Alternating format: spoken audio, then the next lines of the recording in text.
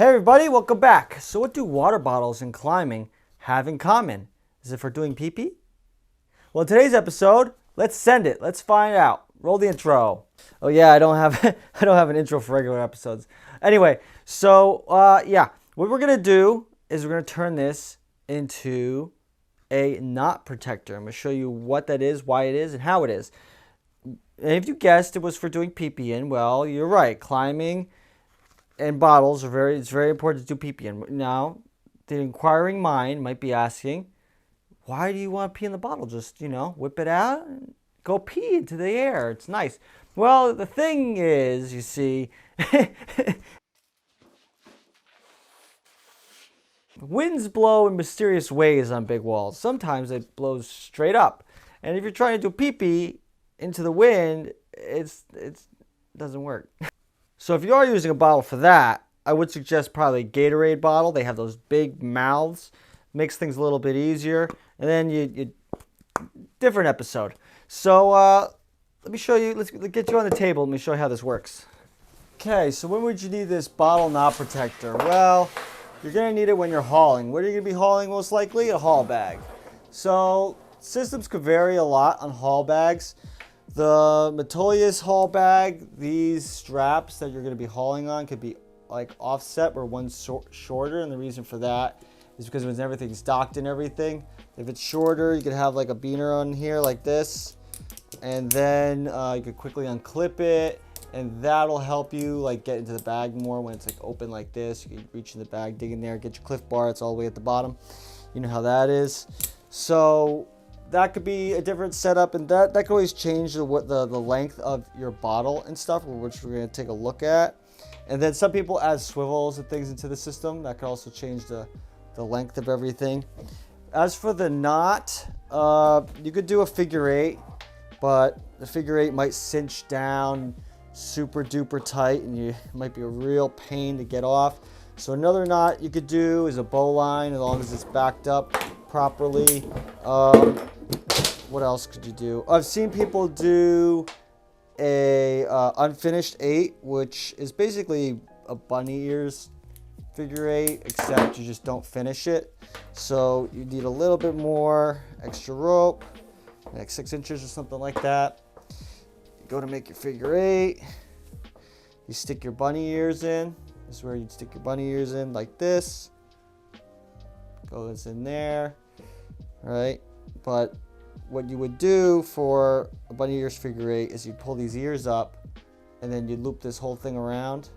But what you're going to do here is you're just going to not finish that, and you're going to clip these two. You're going to clip this bite, and then these 2 bites here, like this. And if you cinch that up real nicely, it kind of squeezes the beaner here.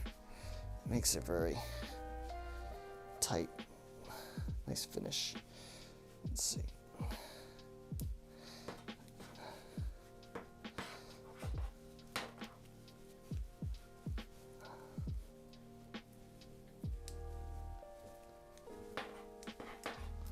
Right, like so. Okay. So yeah, the whole point is when you're hauling, whatever knot you decide to choose or whatever, you're gonna be coming across to edge. Your knot's gonna be bumping up against edges and going up over stuff, and that'll totally gnarl up your rope. So some genius decided they're gonna take a bottle and they're gonna add it to this, which is gonna enclose this whole system. It's gonna protect your whole knot. So the way you're gonna figure that out is the knot here is gonna be bumping up to there. We still want to open the locker and everything and protect it. So we're going to cut the bottle right here. Now, of course, you could even get it into the beaner a bit because this bottle is going to move up. And a way to stop this bottle from like completely sliding up and out of the way is you could you drill a little hole. You can put a little hole here or tie a little string around the cap or whatever. Drill this out, make sure there's no sharp edges, obviously.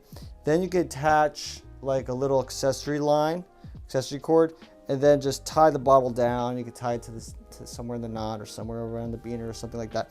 That's going to hold the bottle down, so you know you're not going to have this thing flying away. And then, but gravity usually holds it back down anyway. But just in case, you can have this basically lanyard down, so it's not going to be flying all over the place. All right, so let's cut this bottle and then add it to our rope. I'll show you what it looks like. Trusty little oh my goodness. Yeah, all right, anyway. We'll cut it right about here. Why not? This should be good enough. Cut it halfway right there. Pin this with a little bit of sandpaper. Might not be a bad idea so there's no sharp edges on your bottle.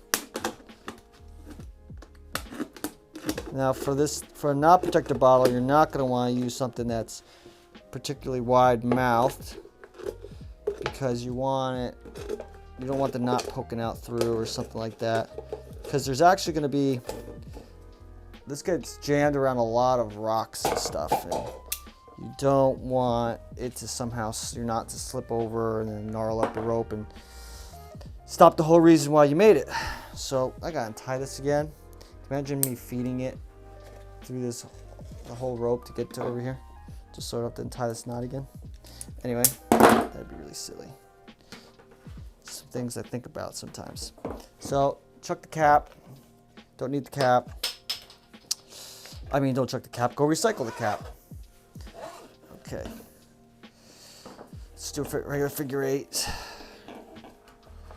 Actually, you know what? We may as well do that other knot just so you see what that looks like, in case that's what you decide to use. Of course, test everything out, practice everything before you go out and do it. Don't take any advice from somebody on YouTube. It's always good to research things, see what's actually good practice or not. There we go. Grabs the beaner pretty well. Keeps it in place too. Could tie another little backup here if you want to. Okay, so this goes just like that over there. And now you see that our knot is enclosed in a plastic case. Like I said, you can tie this down so it doesn't fly away. But now, when we come up against some edges, our ball is going to be scraping and rubbing up against it instead of our beautiful knot and even a little bit of our carabiner. So test this out, figure out what you're going to use, and then see if this whole thing works. Maybe you want the bottle a little shorter, a little longer. It's basically this main edge that's going to be rubbing against your knot right here, and that's going to just destroy your rope, especially after a few pitches. Depending on what rock you're on and everything, it could just be like totally trash rope. Wonder if anyone's dropped a haul bag from it. Probably, I'd bet. So as you can see with this knot, after you pull on and haul on it, comes off pretty simply. Wonder if everyone uses that to tie in. It's another little, well, not really. I don't think anyone would tie in like that. It'd be kind of hard to tie in like that. How would you tie in like that? You'd have to make a figure eight, like so. And then after you made a figure eight, you'd have to tie into your harness like this, and then you'd have to go back here, and then you'd have to go through the harness again like that. Then you'd have to come back, and then you have to go through the harness again like that,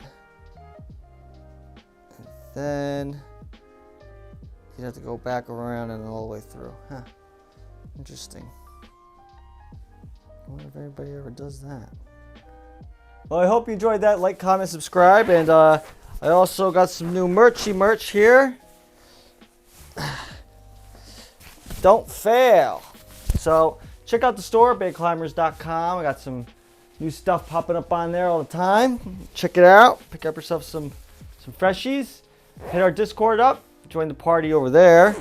And anything else you want to contact me on Instagram, hop in my DMs, whatever. Always there to answer questions.